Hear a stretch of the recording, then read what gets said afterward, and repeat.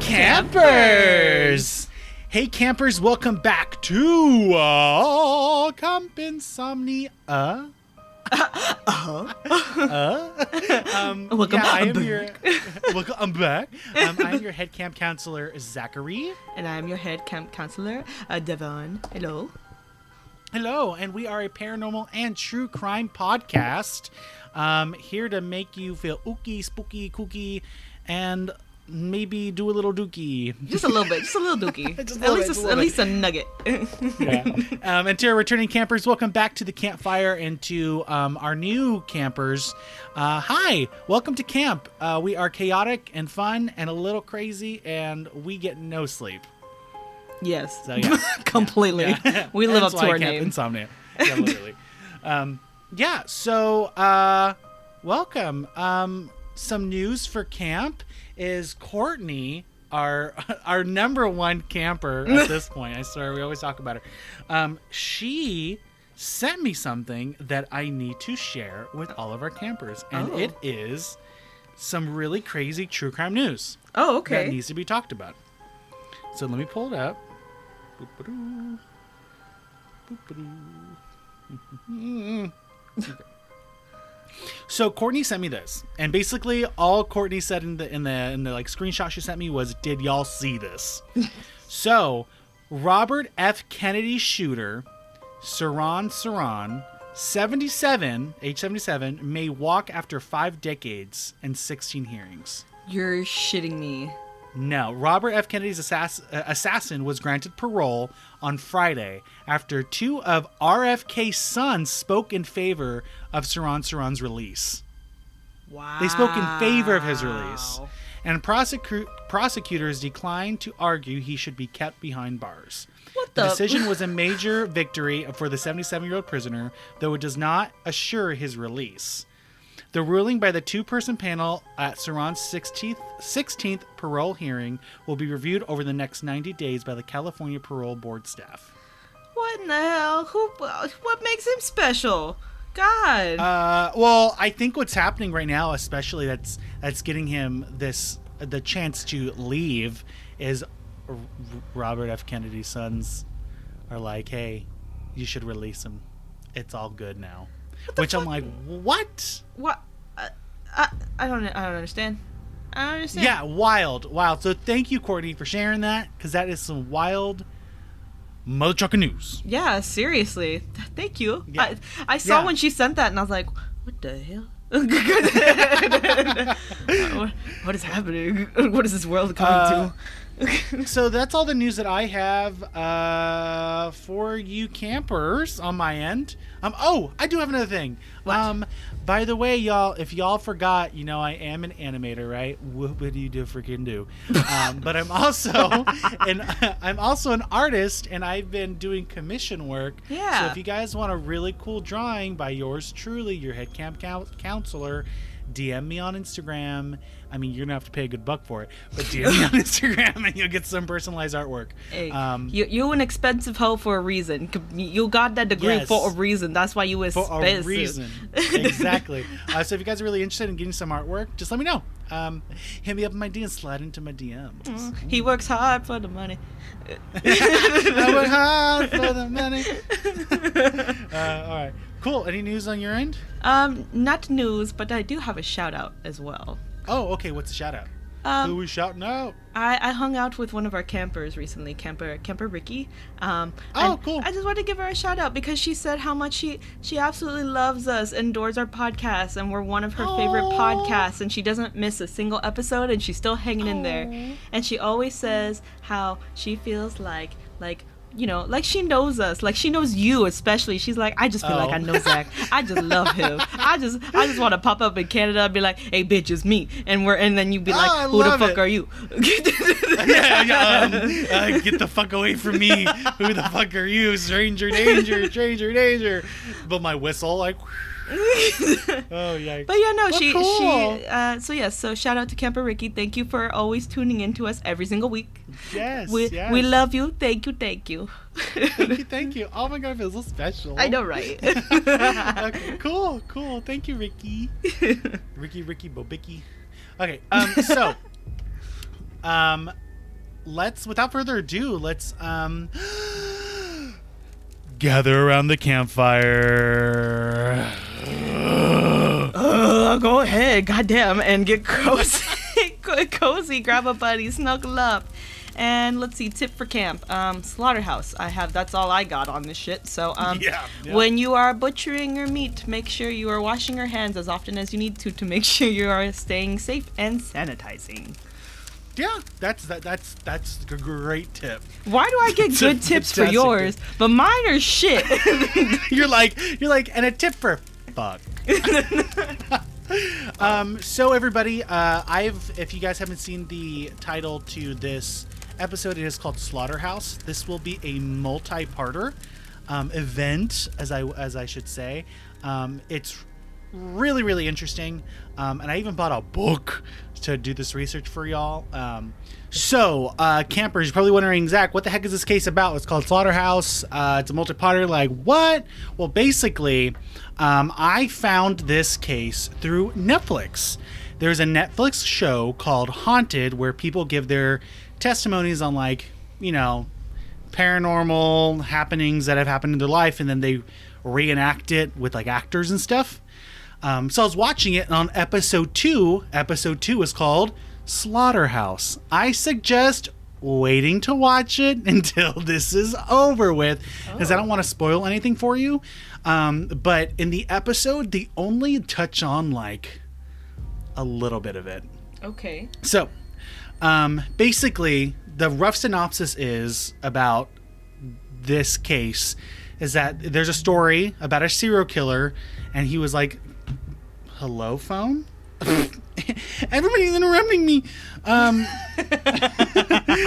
Basically, it's about a serial killer who's also possessed by a demon.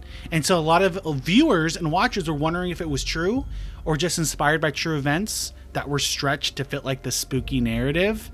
And another thing that got a lot of people upset over this episode is because there was no justice for the killings, meaning that Netflix did an episode about a serial killer, but the person that went through it all never told the police about this killer. So the killer was just out and about, like, still alive. So, excuse me, sorry. Bless you. Sorry. So a lot of people were in an uproar because they were like, whoa, the serial killer's still alive, and this person never went to the police, and, like, what the hell's going on, and is this real? Mm-hmm. Like, we've never heard of this person before, this serial killer, like, what's going on? And that's because Netflix couldn't give the full story. They just gave a tidbit of the massive story that it's a part of. So I was like, I got to do some digging online. And I've been wanting to cover this for such a long time. Mm-hmm. But I did some digging online and to find, like, the actual story of who the serial killer was. And then I finally found it. The woman whose parents were the serial killers wrote a memoir about them and her siblings growing up in, like, this hell of a nightmare, having their parents be serial killers. And this book is called Altered Grace. I suggest, like, go and buy it. You can get it for, like, your Kindle for, like, $2. It's pretty cheap. But it's so good. So like I said, this is going to be a multi-parter. For all you campers, I do have a really huge disclaimer. This case is super sensitive when dealing with rape, especially murder, masturbation, and lewd sex acts. Ooh. And if you do not wish to listen, like, that's totally okay. We'll catch you another episode. And if not, to the listener still listening, listener discretion is advised. Damn, you got the... I was gonna say before, you got the tea, but you got the sensitive tea too. Shit. Yeah, I got the sensitive tea. So I got the majority of all my information from the book Altered Grace. So think of this as kind of like a retelling. But I highly suggest to read the book as well if you want more information, because I did leave information out just to fit, like, the format of our podcast, making sure it's not, like, 2 hours long. So this is a very heavy, sad story. And it's a true one, campers. So I just want everybody, like Devin said, get comfortable around the campfire, sit next to someone you love and settle in, because this is a ride. You better give me some nice comforting jokes after shit. So A. Tact, right, is the writer for Alter Grace, or is better actually known as Terilyn, because it went under a pseudonym. Okay. The person that was affected by these crimes, Terilyn. At the time of writing this book, her testimony to what she had endured waited more than 30 years to tell her story. Holy shit. Wow. Yeah. So the childhood home of Terilyn was one that was not loved. It looked vacant, always due to the overgrown tall grass and cattails that surrounded the property. Many tenants came and went, and no one did stay very long to make it feel like a home. The home could be described as a very large shed or dilapidated barn.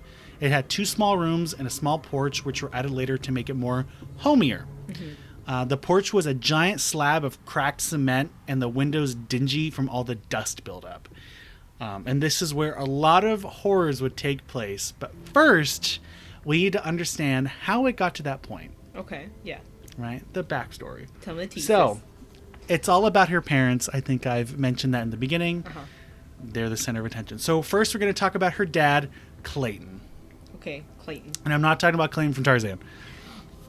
What? Get out of my goddamn head. God damn it. In 1930, her father, Clayton, was born into the world by a very promiscuous mother named Linda. She wanted to run away with the man that had gotten her pregnant, Charlie. But this wasn't gonna happen. Okay. Clayton would now be born into a family who had already hated him. His mother would later abandon him with his grandparents. Oh, damn. Yeah. Hello, trash guy. What was that? I think a motorcycle. Motorcycle. Goodness gracious. So Clayton's grandparents had just given birth to a child of their own, and now they have to take care of Clayton. God, Jesus. And they're not old. They're not like 70. They're really your young grandparents. Oh, okay. Okay. That's fair. Yeah, that's fair. So this is the 1930s. So like grandparents were like, I'm 18 and my grandfather. Because people would have kids young. Oh my God. Oh wait, no, not 18. What am I saying?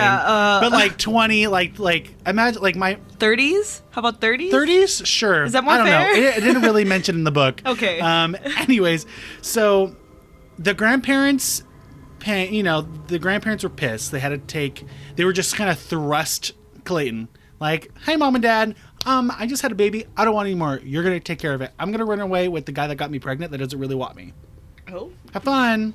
Damn. So, Clayton was just a toddler at the time, and he had become an inconvenience to them. They would often blame Clayton for the death of their baby Rosie. Because that newborn they just had passed away. And as one payback to Clayton, it was that they would never tell him his real name. They would keep it a secret from him until he was much older and found out on his own. What the fuck? Identity crisis. Yeah, which by then he truly didn't know who he was. Oh, poor They thing. kept it as so they never told him his name, never gave him an identity. He was just there. He was an inconvenience, and because they had to give so much attention towards him, they felt like because of that, their own baby Rosie died. And she only lasted like a few months because I think it had to do with like weather, like changing of the season, the baby got sick. Okay. Yeah. Not because of the weather. It was because of, Clayton, I guess. Oh, yeah, completely. Sorry he was that much of an inconvenience. Jeez. Yeah. How sad. So as Clayton... it's super sad. So as Clayton grew from a toddler to a teen, he was forced to work on the farm doing hard labor. His grandparents never showed him an ounce of blessings, love, praise, or any kind of physical touch towards him. To them, every time they had looked at him was a reminder that their baby Rosie had died. And somehow it was all his fault. So, oh wow, every time I look at you, I see my dead child. Trauma. So because they had to take, I mentioned this before, because they had to take so much attention and care for him that because of that, their newborn died. Mm-hmm. So if that wasn't enough, his grandfather would beat Clayton with a belt often. Oh, poor kid. Yeah. So this lack of compassion would lead Clayton to have a lack of compassion for all living things, which we have seen in time and time again with many serial killers. Pattern of serial killers. Yeah, literally. Just when things could get worse, they somehow got better. Although Clayton was living out in the barn with all the farm animals, sleeping in a pile of hay, he did not have his own room. Oh. He had to sleep out in the barn. Yeah. So he took in a stray dog and named him Pal. Hi, Pal. Oh, yeah. This is when Clayton started to... Yeah, Pal was a pal. So this is when Clayton started to feel like what compassion was. Okay, good. And even though he did let out a little aggression on the dog by like kicking it or beating it, the dog always came back. And this seemed to change Clayton's mind and not having compassion for living things. He was like, you know what? Maybe I can feel love. Wow. This dog loves me, right? Right? Which is like out of like, you know, being literally shoved into the barn and not knowing your fucking name and your grandparents hating you and never wanted to speak to you and always beating you. And then this one random dog gives you love. It's like that shred of hope at the end of the tunnel. It's like that every ounce of love is being sucked away from that dog. Yeah, literally. So just as things were going good for Clayton, mentally, I guess, his grandfather killed the dog with a shot to the head. What the fuck? God damn, you can't do that. It's Yeah. fucking 0 to 100. Oh. Yeah. Because he suspected it was killing their farm's chickens. Oh, what the fuck? Yeah. Oh, that kid's fucked. Yeah. So that's when Clayton lost sense of compassion, and he knew he would no longer feel this feeling ever again. Fuck them. Fuck his grandparents at this point. Shit. Yeah. So Clayton would then start torturing stray cats that would wander onto the farm, and then ultimately shooting them between the eyes with a shotgun, which is pretty aggressive. Why is it always the cats? Why is it always cats? I don't know. Maybe cats are easier to get than a dog? That's so sad. I don't know. Let me go ask my serial killer best friend next door. Hey, why do y'all kill cats? So by this time, the threats of his grandfather with the belt and verbal abuse didn't seem to bother Clayton anymore. It was just, it was like, Oh, he's numb to it. Yeah, basically. And by the time he was 16, the beatings he would receive from his grandfather, he would laugh at. Oh, now he's becoming sadistic. Yeah. So his grandfather even gave Clayton a nickname on the farm, and that was Long-Legged, Peak-Nosed Son of a Bitch. Oh? I literally expected just like, come here, boy. Like, now, come here, boy. Now it's... Not this long-legged, pig-nosed son of a bitch. God damn. Yeah, Clayton was known to be very skinny and tall, so that's why he called him long-legged. So, well... He's the Fresno Nightcrawler. Oh my God, do it! So, well, one night would be the final hit to Clayton from his grandfather. Dun, dun, dun. His grandfather popped Clayton square in the mouth where he had just been hit a few days prior to where he busted his lip open. And with that hit, it had reopened the cut. Clayton then spit a mouthful of blood at his grandfather. Yeah. Then Clayton realized that as the blood dripped from his mouth, and as he rolled his tongue to taste the blood dripping from his mouth, he realized the taste had sexually aroused him. Oh, fuck. This made him excited that his own blood tasted so good. Oh, no. Then he yelled at his grandfather, and he licked more blood that poured from his mouth. You're the long-legged, peak-nosed son of a bitch, and next time, the blood won't be my own. Damn, that's a hardcore threat. Yeah. Oof. Yeah. Oof. Yeah. So, what's next? Beatrice, which was the mom. So now we're going to switch gears and talk about the mother for a little bit. Okay. All right? You gotta leave it a little cliffhanger. Okay, got it. Clayton likes blood. So, Beatrice, right? The mother. Beatrice grew up in an oversized family. A family of 12 siblings. Oh. Goddamn. Yeah, that's a big family. To whom she was a property of her older sisters. To her older sisters, she was just another mouth to feed. Oh. Neglect was common, and love was nowhere to be seen. Not surprised. That's a very common one for big families like that. There's always at least one that doesn't get shit. Yeah, and the mom really did not give a crap about any of her kids. Damn. They were just mouths to feed. They were just like literally free labor. That's so sad. So, Beatrice's family ran like a blackberry business, and often these blackberry bushes would be miles into the heavily wooded forests or nearby railroad tracks. often Beatrice would come across a bear and have to like leave the basket or bear, of the berries she just picked. And when coming back, they would be, the baskets would be emptied, and would have to go back home and face the abuse that she was bound to receive. Like, you were out for hours at a time. You're supposed to have berries. Where'd they all go? A bear ate it. Well, next time, don't have the bear eat it. So now we have to beat your ass. Next time, fight the bear. Yeah, next time, fight the bear and die, or we beat your ass. So when you want death or beaten. Yeah, literally.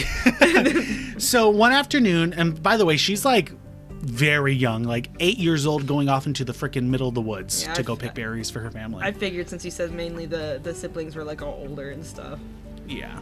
So one afternoon, she was out picking berries, and suddenly a giant black V-shaped shadow came up from behind her, so close she could feel its breath on the back of her neck. The shadow smelled of urine and sulfur. What the fuck? She would then cover her eyes and face and try to scream, but nothing would come out. The entity would then fly over her head and into the sky.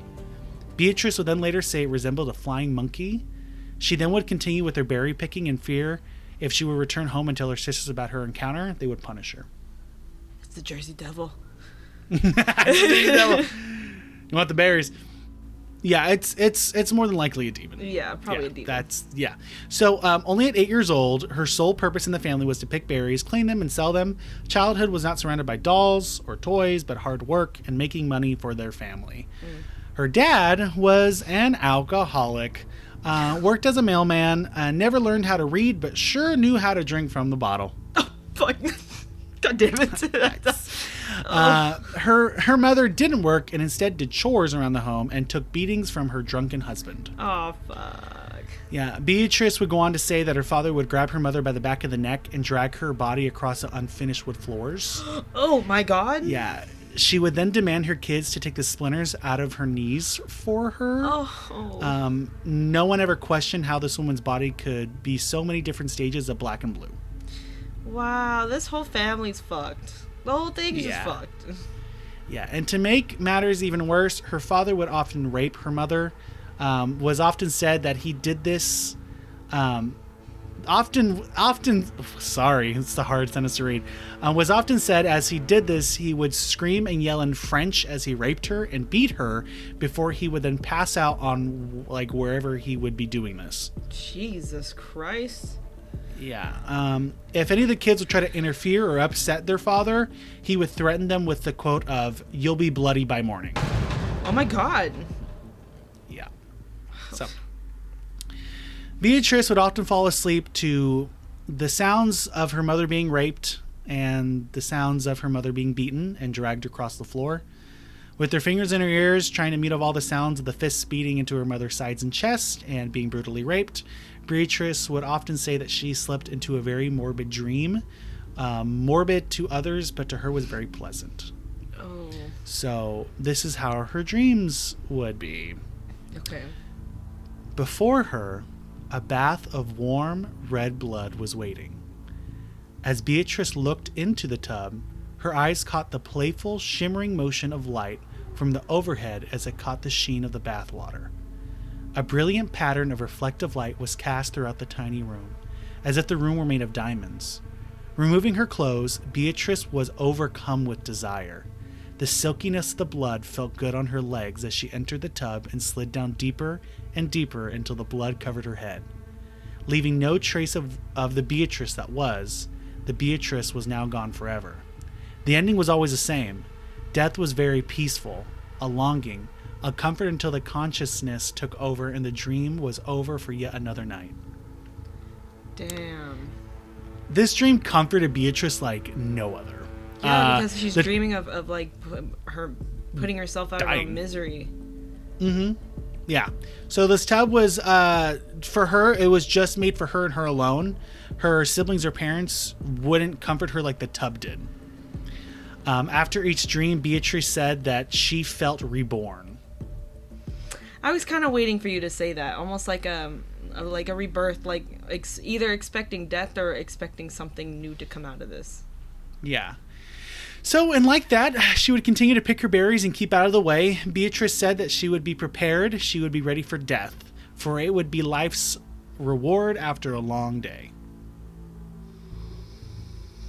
This is so fucking sad. Shit. Yeah, no, it is sad. Like these two people, I mean, they're eventually going to do really heinous crimes, but they come from very fucked up backgrounds. They're almost meant to be. Yeah, literally. So we're gonna go back to Clayton. Okay. Clayton barely just celebrated his 17th birthday alone, and wow, and was wanting to join the army. Right. World War II had just ended, and there was still a huge need for the American people to enlist and clean up the destruction of war. Clayton knew he would be like the perfect fit, and he had tons of practice shooting strays that came into the farm.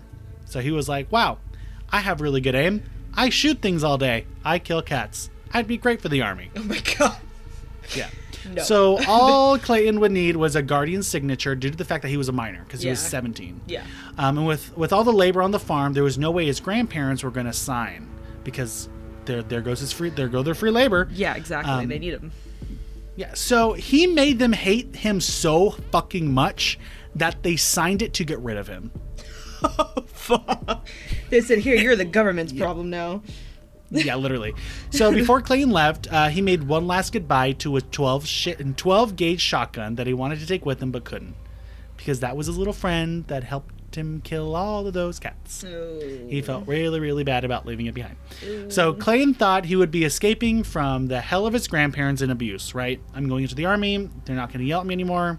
They're not going to abuse me anymore. That he would be free, but little did he know he was far from it. Do you think that by leaving his abusive grandparents that yell at him all day long, you think the army would be more freedom? Of course. They're super nice to us, you know. They give you everything you want. They put you in a nice room. They don't yell at you at like 3 a.m. to wake you up and make you do push-ups. Like, he'll be fine. He won't have PTSD moments. He'll be fine. He'll be fine. Yeah. So on basic training, he hated every minute of it. Oh, mood. I can relate. Mood. Yeah. It was like he was back on the farm being yelled at by his grandfather and being abused. He hated being called a pansy, and this enraged him. Mm-hmm. So fun fact about Clayton, this is when he realized whom he thought were disposable, and these were the people of color and the LGBTQ plus community. Oh, great. We're screwed. Yeah, this is when he realized. He's like, oh, I don't want to be called a pansy. All these gays and all the people of color need to just die. So, oh my god. Clayton's great. Clayton ended up thriving in basic training, loving the fact that he was getting stronger, being able to dominate his fellow peers in boxing and wrestling matches. Mm-hmm. Either people liked his craziness or they just stayed away. Yeah, not surprised. Clayton. Yeah. So Clayton would soon realize how much he loved to be in control. Huh. Yeah. So he hated it at first, but man, he's starting to thrive. He's getting stronger. So when he had graduated, no one came. Oh my god! Shocker! Oh. I didn't think anybody would, and he didn't think anybody would. Yeah. And there was like a sliver of a chance he thought maybe someone would, but no one came. That's so sad. And as he looked into the ocean of metal chairs, he didn't see anyone that would come and see him graduate. He was pissed, not at the fact that no one showed up, but others had people showing up for them. Oh, okay. Side note. I know. I know exactly how that fucking feels. You see everyone like, because it took a minute for my parents to come and find me when I graduated from basic training. Oh, side note, y'all. I used to be in the fucking army. Hello. Hello. Just remembering that moment where like you see everyone else's parents like whizzing by you, and you see all these families gathering, and you're like, Mama, Papa. Where are you? Where are you? I graduated. So even though my parents did find me, I feel for him because it's like, fuck, this sucks. Yeah, I'm alone. Yeah. You know, it's a monumentous moment. I was going to say, it's like one of the biggest accomplishments in your life. You want to be able to have that with someone or, you know, your family, your friends, loved ones, whatever, and that fucking sucks. That sucks. Shit. Yeah, so he didn't have that, and he wouldn't get that. That's so sad. Ever. Poor Clayton. Yeah. Oh, so Clayton would then take his first post in Montana, where he finally got to do more than just exercise, which I think in basic training, that's all you really do is exercise. Yeah. Yeah, so he was saddened that he couldn't bring alcohol into the base, but was ecstatic he could possess a firearm. Since he missed his 12 gauge shotgun so bad, he did get caught by forgetting to return his firearm, forgetting quote unquote. And when he got caught, he had to do like 100 push-ups and run 3 miles or something. He got caught. Well, that's fucking nice. Yeah, compared literally. to what it would usually be. Yeah, well, I mean, he did get reprimanded, but yeah. Anyways, he just wants a freaking gun. Yeah. So Clayton is now bored at the station in Montana and would often go to the bar close to the base, where he would often get hammered. Yeah. With each time he wanted something more thrilling than getting drunk. He wanted to fight. He had tried to pick a fight with other people in the bar, but everyone knew Clayton was just a loose cannon and that he wanted it. So like, oh, we're just gonna avoid you. Ha ha ha, Clayton, stop. Until one night, he began to see a group of military men about to enter the bar. So we thought, wow, this is the perfect timing. I'm going to slam into them right as they enter. Oh my God. Right? Yeah. They, of course, were pissed, right, that he did this, but they didn't do anything about it. But his sergeant, Peckard Roberts, was angry at Clayton's behavior. Right? His sergeant was like, dude, bro, this is not cool. So Clayton wanted to fight, and he was trying to do everything in his power to get the sergeant to do so. And he began like verbally assaulting the sergeant, like, "Fuck you! You're not gonna do shit. You can't tell me what to do." And the sergeant's like, "Okay, you need to leave. You need to sober up. You're making a fool out of yourself. You're gonna get yourself in trouble." Yeah. So what did Clayton do? Clayton knocked his ass out. I'm not surprised. Yeah, and guess who was nearby? Nuh-uh. Military police. Oh. Tell me why I thought you were going to say Beatrice, but never mind. No, yeah. No. I was like, yeah, oh, this is how police. they meet. Yeah, no. No, you'll get to hear how they meet. Okay. So military police saw this and heard this, and Clayton was off to jail. Well, bye-bye. Yes. You bye-bye. You fucking knocked out a superior, too. That you're kind of fucked in those moments. Yeah, so Clayton would be to be in jail for 30 days. Not surprised. Yeah. He was very anxious and wanting to get out of jail. Everyone stayed away from him because he was, well, Clayton. Like many say, he was a very loose cannon. He even told his cellmate, which he so lovingly gave him the name of Queer Eyes, that what an asshole.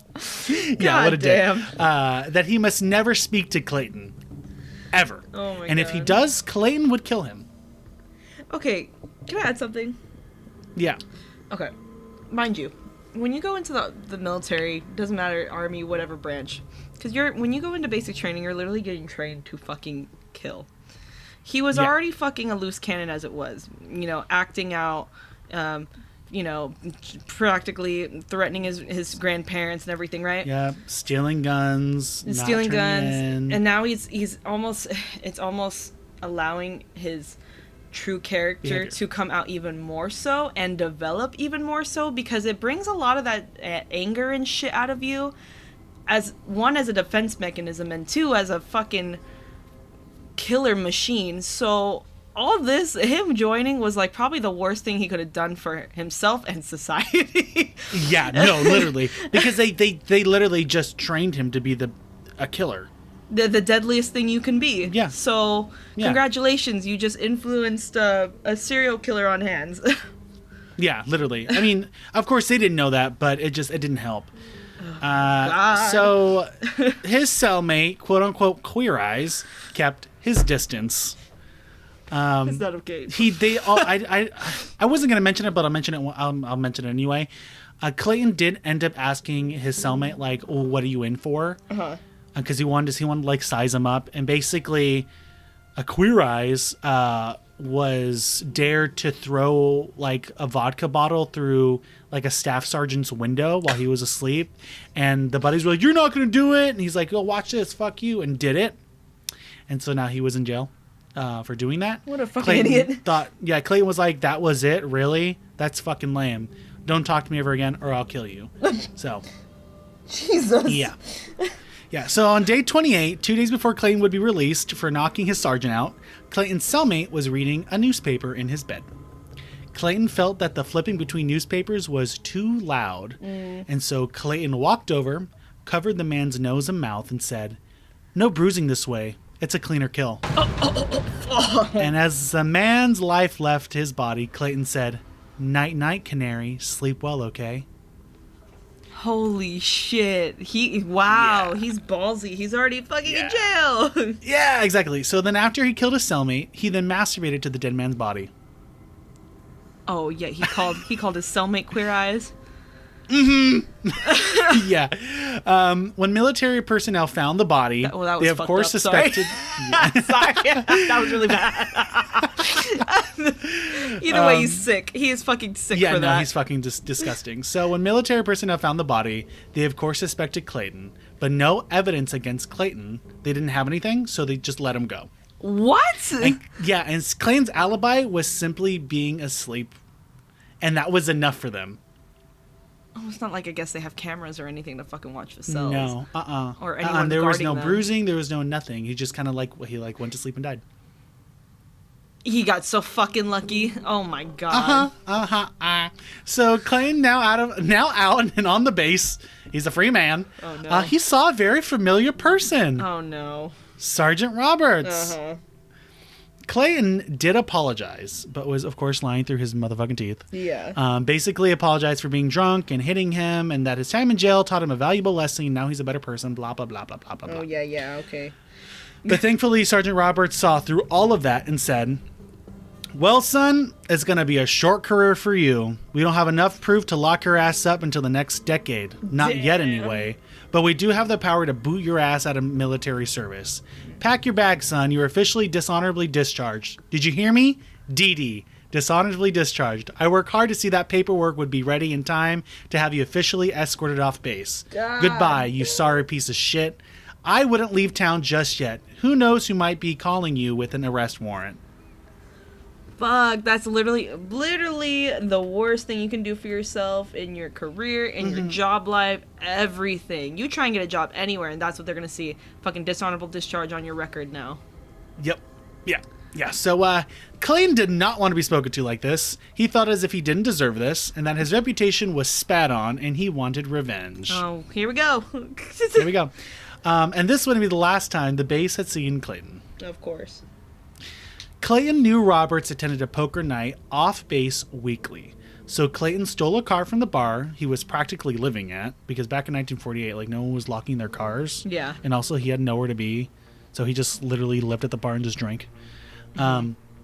So Clayton knew that the road that he would have to turn down on and park at for Roberts to attend this poker night. Right. So like clockwork, the sergeant's car lights turned down the short road leading to the building. Clayton would only have a few minutes before someone would hear the commotion and come out with a revolver in his hand and shoot Clayton for trying to murder this guy. So Clayton had to work fast. He knows I only got a short window. So Roberts lumbered out of the seat of his old Buick and started tucking in his shirt, which had come out because he was a pretty big boy. And he didn't notice Clayton until it was too late. Oh. By the time he figured out his situation, he was already preoccupied, choking on the blood that was running through his sinus cavities. Holy shit. The nose that was once there was now lodged behind the man's broken jawbone and stuck like glue to the back of his skull.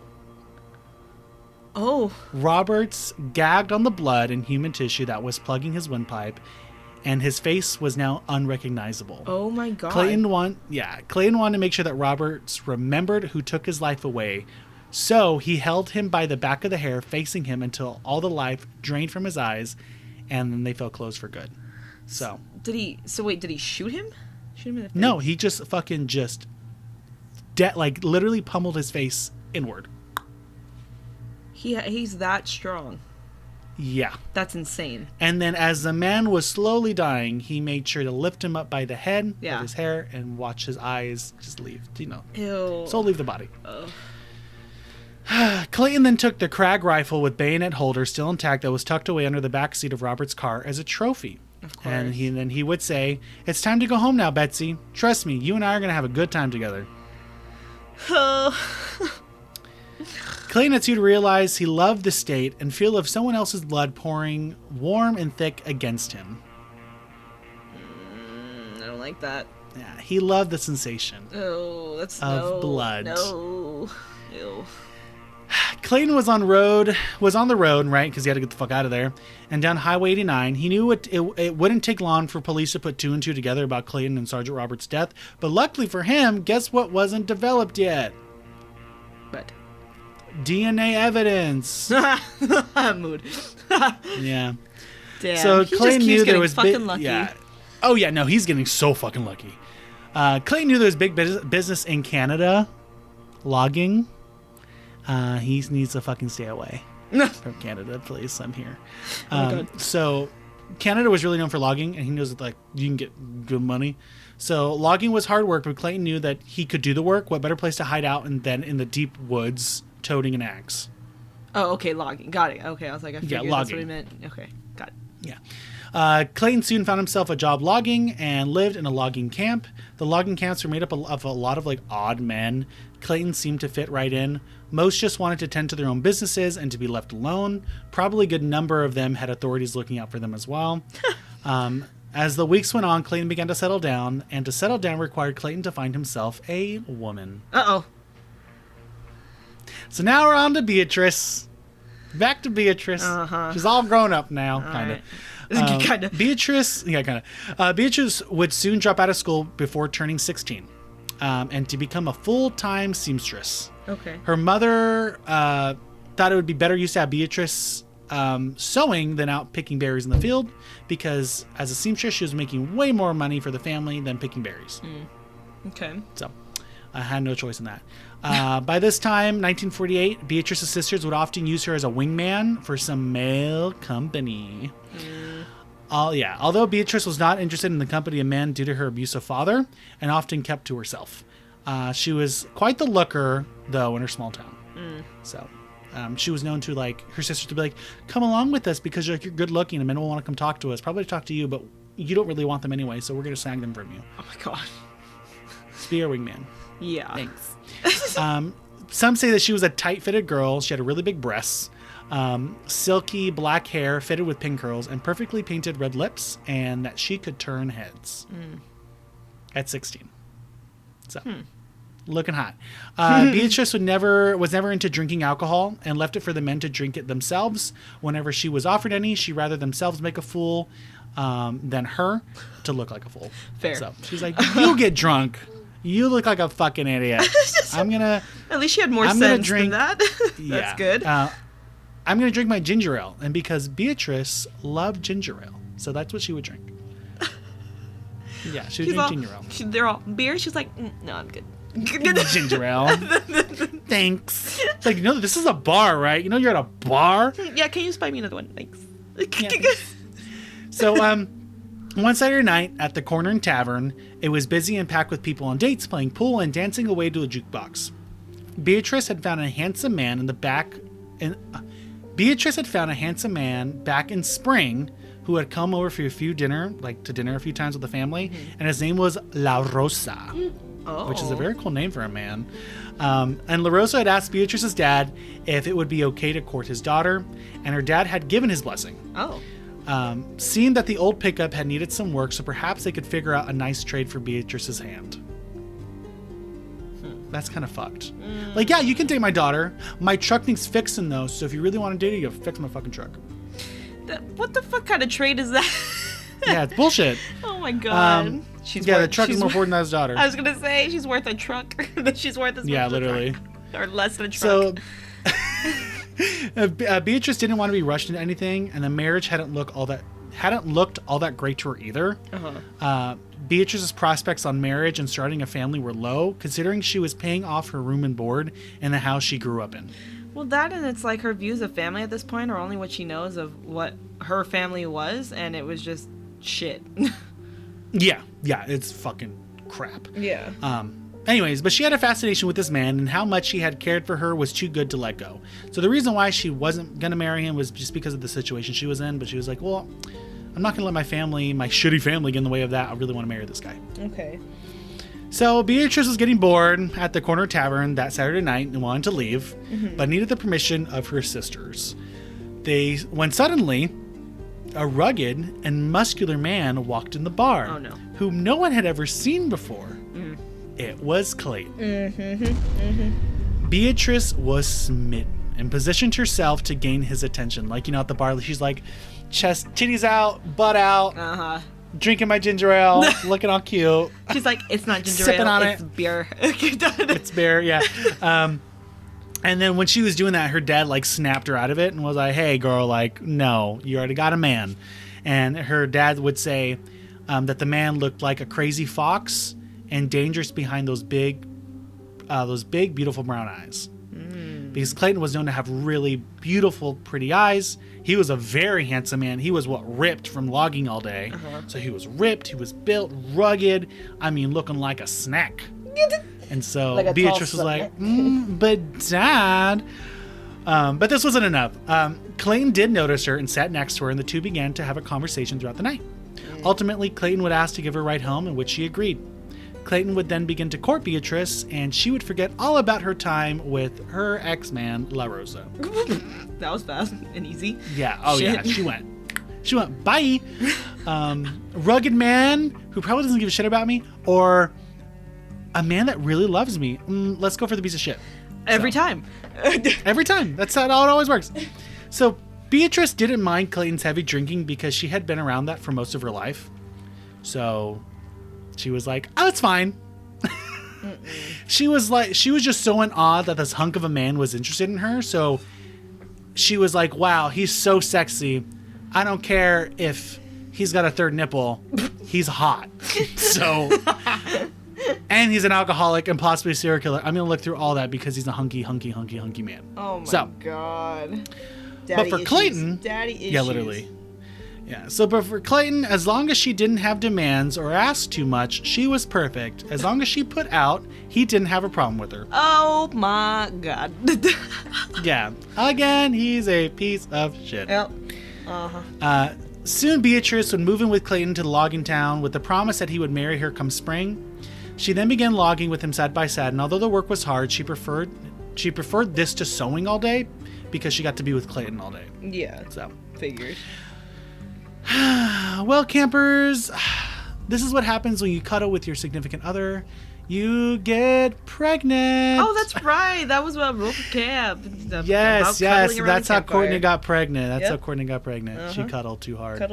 So, in the 1950s had come, and Clayton was livid. Because there was no such thing as having a baby out of wedlock. Oh. Yeah. He was pissed at Beatrice. Clayton would then be chained to his previous bribe of marriage by spring, with the exception that it came 6 months early and saddled to a newborn. So he was like, we either get married now so it doesn't look suspicious that you're pregnant, or we have a baby out of wedlock and we're like shunned. So fuck. So then I have to get married. Clayton's like, God damn it.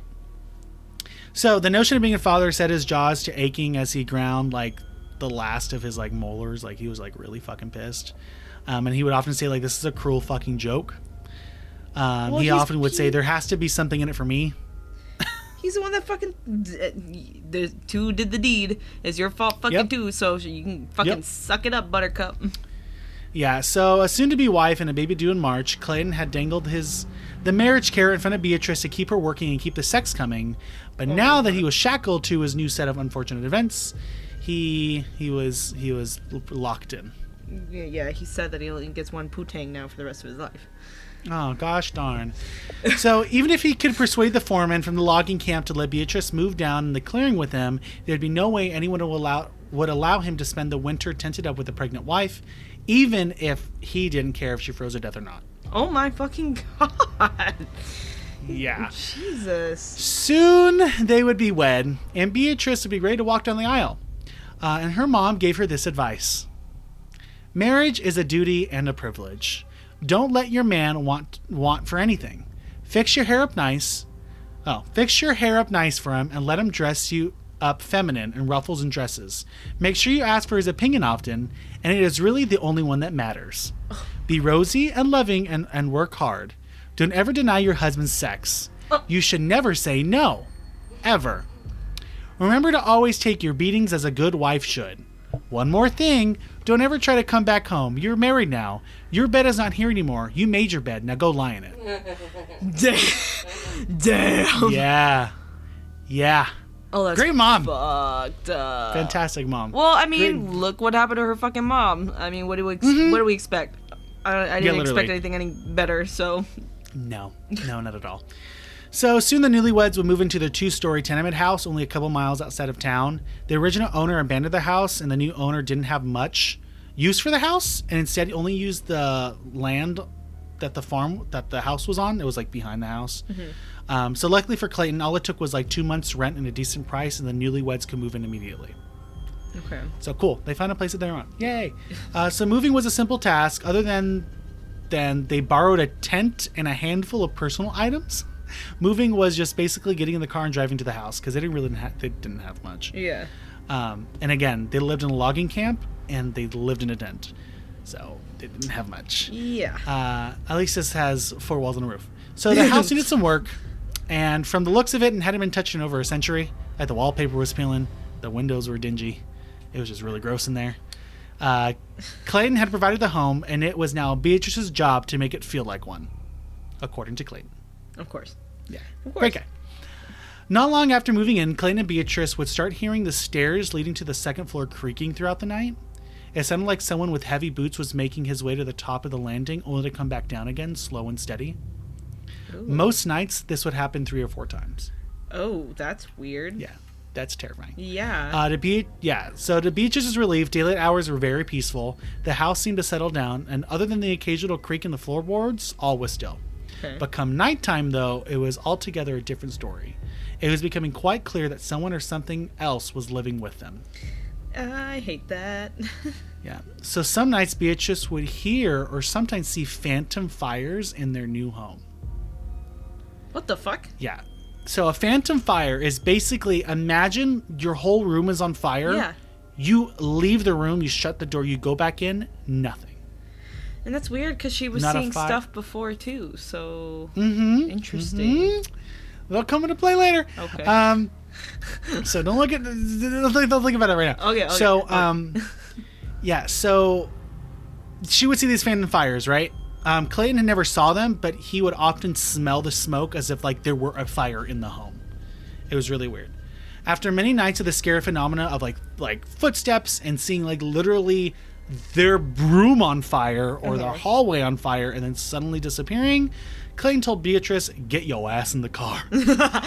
We are leaving this evil place," right? They said, "Get your ass in the car." Oh my God. And as they left, Beatrice was to say that she saw something dark and ominous out of the corner of her eye in the home. Yeah. So Beatrice had a hard time forgetting about the tenement house that she stayed at with Clayton, and often wondered if the black shadow that had swooped down on her when she was a young girl picking berries had paid her a visit. Yeah. What had all this meant? I don't know. Darkness seemed to be attracted to her, or perhaps it was the other way around. She would have to take a stand at some point, but which side would she choose? Interesting. Okay. Soon the two would find a home, a plot of land that purchased a few years prior by Clayton's estranged mother. His mother had then sold it to her brother, which allowed Clayton and Beatrice to live on. And behind the dense woods, bushes, thick cattails, and swamps that was to be there was their new home for the next half century, right? The home that we talked about in the very beginning. Yeah. The home had 2 rooms and would serve as a living and cooking area and a bedroom to sleep in. Suddenly, as they had begun to move in, Beatrice began to have contractions and the baby was coming. Uh-oh. Curtis was born and brought home from the hospital in a cardboard box. Oh. Yeah. During this time, they mentioned in the book, like 1950s or whatever, if you gave birth, you didn't have to like stay in the hospital and like recover. They were just like, all right, give birth, you can go. Get the fuck out. Sayonara, get the fuck out. And they could have wrapped him in a blanket, but Clayton didn't want the baby, so they just kind of like put it in a cardboard box. He said, "Here's your shoe, like, baby. Let's go," basically. So fuck. As the months unfolded, Curtis began to reach milestones common to like a 6-month-old. Like Curtis was able to babble and entertain himself. And the box could no longer contain him because that's where they would just stick him in. Oh. In the box. Okay. Yeah. Mm-hmm. In the corner of the room where it's nice and cold? I guess. Crawling helped him trim away the hours of boredom he faced day after day from being neglected. Yeah. Clayton would often beat Beatrice mercilessly for having their son Curtis get in the way, or when their toddler or their son would fall down and get hurt. Oh my God. Clayton wanted the child out of the way, and the best way to release a lot of anger was on Beatrice. But Beatrice would love to find out being beaten within an inch of her life. She loved it. She loved being beaten within an inch of her life. She loved as the blood flowed from her temples, down her mouth, and across her body. They're perfect for each other. Yeah. Fuck. Clayton would soon find religion, Catholic religion to be specific, and soon would make Beatrice and Curtis follow the words of God as well. And at first, they didn't warm up to the idea, but after a few beatings, they changed their minds. And they were 2 followers of God every Wednesday and Sunday. Don't tell me that Jesus is now going to be telling them to do all these bad things. I don't know. You have to find out. Soon after Beatrice would become pregnant again and give birth to another boy, Tony, Tony resembled Beatrice way more than Curtis did. Clayton noticed that right off the bat, and that his skin was light and blue eyes were nowhere to be found on his second child. He figured that this darker child must have come out looking like Beatrice, and that there was nothing he could do about it. He was pissed that his kid didn't look like him. It looked more like his wife. He was fucking pissed. Oh, boo fucking who? Get the fuck over it. Yeah, exactly. So it would just make it harder for him to feel anything towards him, knowing his own good looks wouldn't be staring back at him whenever he looked at Tony. Give me a fucking break. I know. Fucking eye roll, right?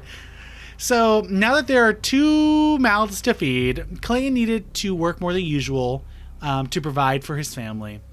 And, well, he just didn't want to do that. He didn't want to have to work harder to provide for the extra mouths to feed, right? Great dad, great parent, great husband. He did notice, however, that female sex workers in the logging camp were making great money.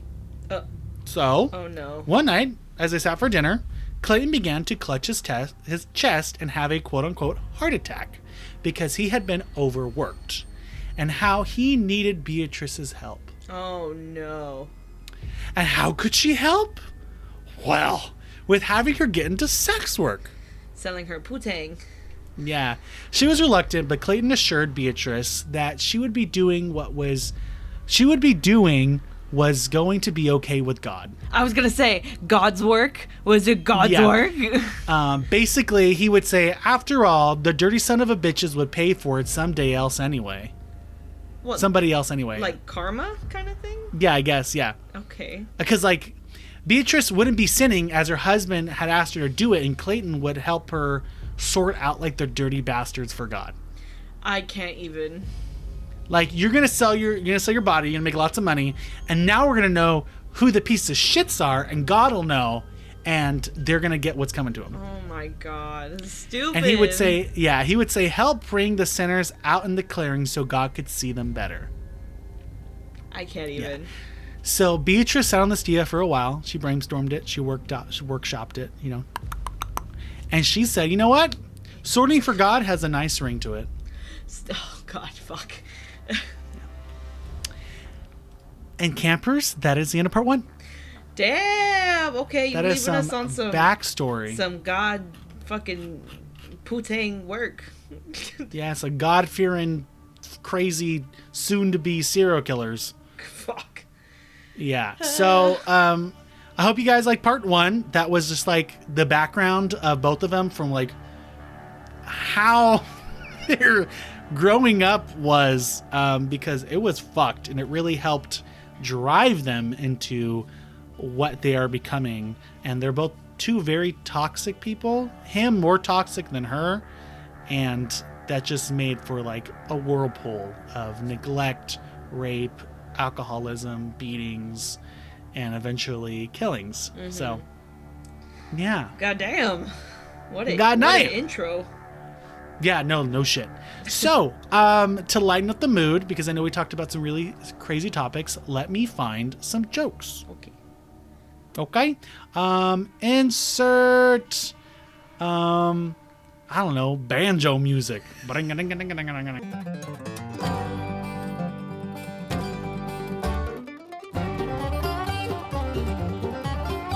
And we're back, campers. Hope you like the banjo music. I found two really funny ones. Oh no, I'm scared. The first one is 2 Irishmen walk up to a logging company when they saw a poster. Mm-hmm. And the poster reads, "Tree fellers wanted. We are hiring." Okay. And the Irishman goes, "That's a shame. There's only 2 of us." Nah. That's dumb. Oh, I love it.